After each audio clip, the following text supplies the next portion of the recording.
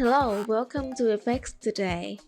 Today I'm going to show you how to enable your two-factor on your FXToday account. What is 2FA or two-factor authentication? It is a security system that requires two distinct forms of identification in order to access something. Two-factor authentication can be used to strengthen the security of an online account, a smartphone, or even a door. In order to install your 2FA on your FXToday account, first, go to FXToday.com and log into your account by enter your username and password.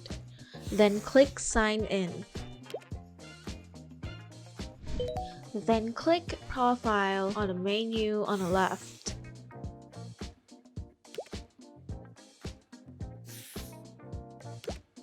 Next, click on Enable Google Authentication. Next, open the application Google Authenticator on your smartphone and then scan the QR code, then enter 6 digits from the application on your device and click Submit.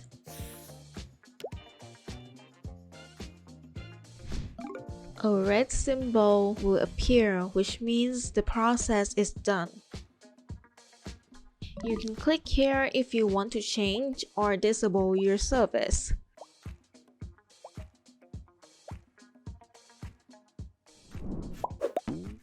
Thank you for choosing FXToday. We hope you have a great day investing with us today.